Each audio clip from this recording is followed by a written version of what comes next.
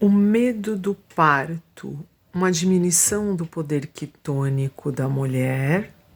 historicamente construída pela questão do medo, ou, na verdade, questões de ordem intrínseca ao natural, né? Que o medo é algo que faz parte e a fantasia sobre o medo constrói no nosso imaginário uma senso-percepção quase que psicossomática das questões relacionadas a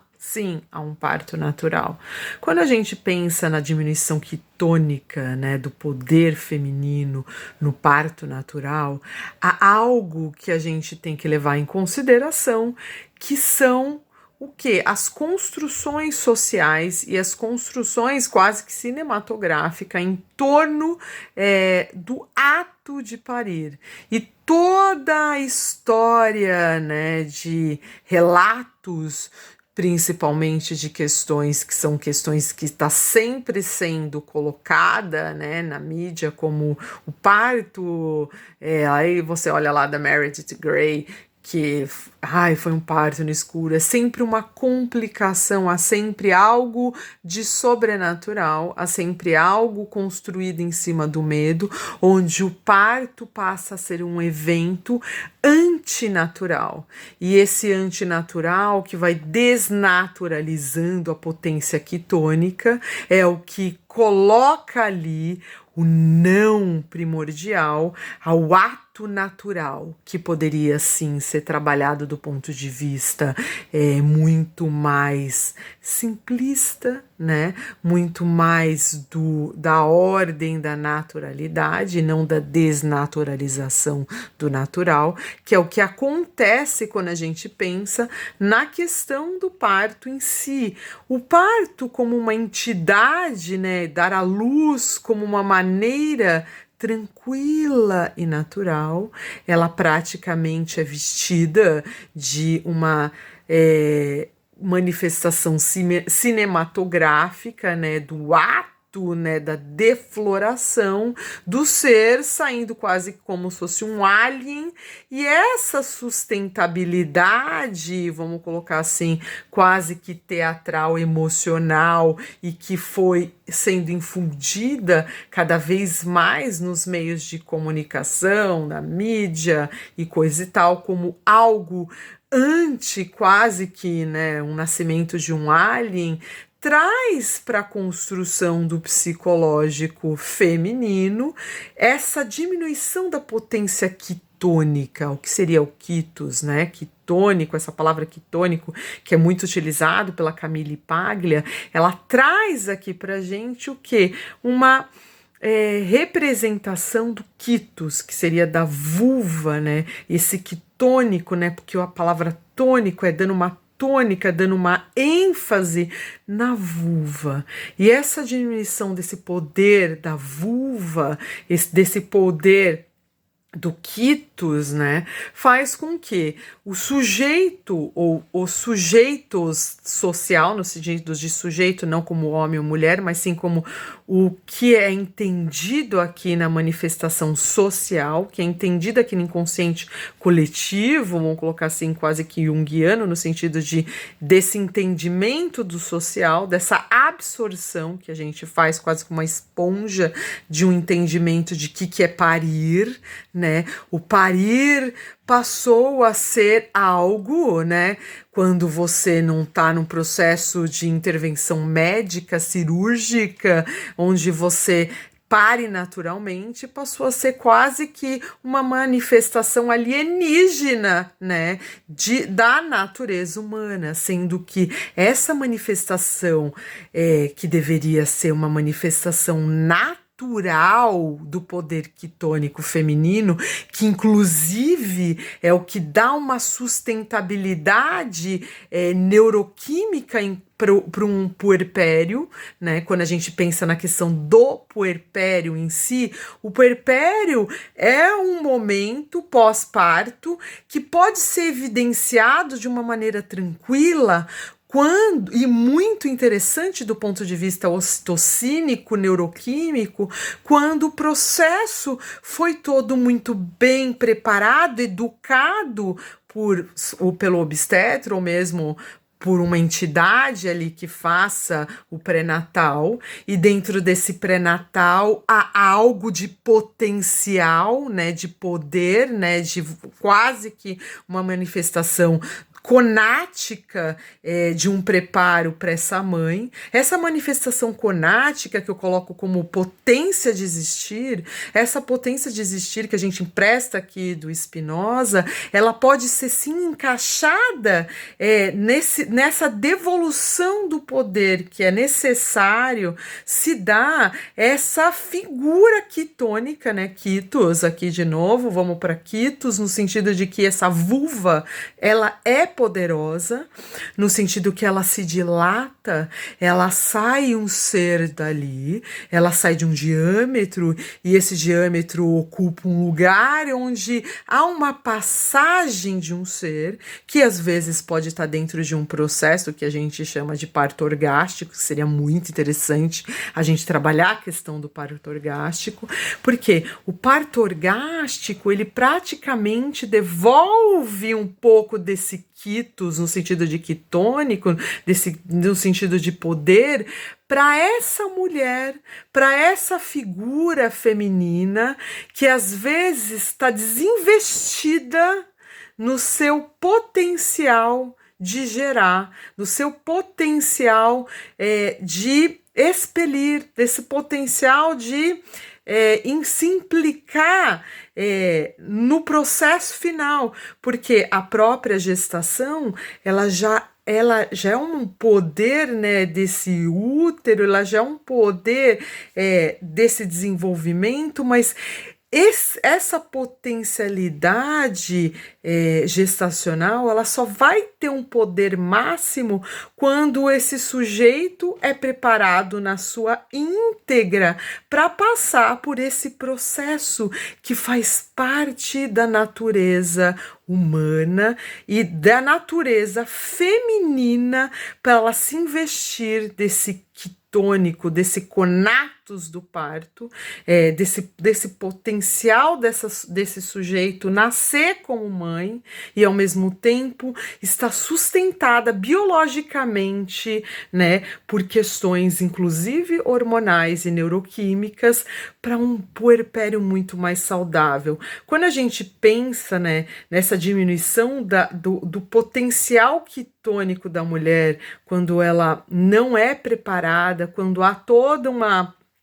estrutura cagada, no sentido de que às vezes há algo ali que atravessou, assim, as complicações, assim, ali as posições fetais, às vezes uma pré-eclâmpsia, às vezes uma placenta prévia. Bem, N questões que podem atravessar esse sujeito e esse parto, de alguma maneira, passar por um processo de uma intervenção diferenciada no processo de emergência, como, por exemplo, uma intervenção cirúrgica. Mas tirando essas complicações e voltando para a questão de que a grande maioria, né, vamos colocar assim, dos partos naturalmente conduzidos são partos que eles vão para coisa fisiológica, natural, e que a gente, de alguma maneira, temos, né, como profissionais da área da saúde, saúde mental e coisa e tal, ou mesmo da obstetrícia, principalmente, preparar essas mulheres para que elas sim se vistam e entendam quais são as suas fantasias, né, quais são os seus medos, sua senso-percepção dos seus pensamentos e o próprio comportamento que induz a um medo, né, de parir, ao medo, né, de sentir todo o processo da construção do trabalho de parto. E quando a gente pensa no trabalho de parto, essa palavra trabalho é um trabalho mesmo, né? Porque quando a gente tira o trabalho da mulher de passar por um processo que é um processo natural, né, do seu próprio ser, há algo que vai sim fraturar esse psicológico, vai fraturar há sim uma implicação, uma complicação quando a gente não trabalha na sua íntegra esse processo de dar à luz ao que é natural. Óbvio que a gente pode ter aqui as complicações, mas se essa mulher passou até o final, foi até o final, né? Foi até a termo, no sentido de que ela conseguiu naturalmente chegar nisso, e tudo bem se teve no final uma complicação, mas ela foi até o final com todo o preparo psicológico, chegou neuroquimicamente a passar pelo trabalho de parto, que é um processo de uma descarga neuroquímica hormonal real que acontece. Ela já chegou no seu topo, né, de manifestação e mesmo de intensidade necessária para que seu corpo, sua mente, seu físico, né, se prepare inclusive para o puerpério. E quando esse corpo, de alguma maneira, esse psicológico, principalmente, é trabalhado e vai até esse processo final, e ali ocorre alguma coisa, ou ocorre uma emergência, ou mesmo vai, que é o que se espera, a termo por uma naturalidade, né, por uma assistência natural de um parto, que pode ter ali suas complicações, mas que depois, ou mesmo no parto natural, que vai passar ali por todos esses processos, esse corpo, que é o que mais me interessa, essa mente, essa neuroquímica que vai sustentar essa mulher, vai trazer para ela depois uma perspectiva, tanto fisiológica quanto neuroquímica, de sustentabilidade dessa, vamos colocar assim, desse puerpério muito mais positivo. Então, aqui há uma necessidade de nós, como profissionais da área da saúde, principalmente da saúde mental e da saúde da mulher,